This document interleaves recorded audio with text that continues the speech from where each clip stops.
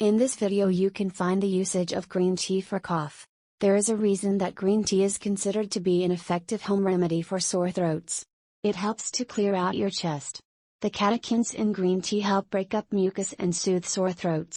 Drinking green tea with honey is even more effective. It helps reduce irritation and soothe your throat. Drink a cup of green tea before you go to bed if you suffer from frequent coughing at night.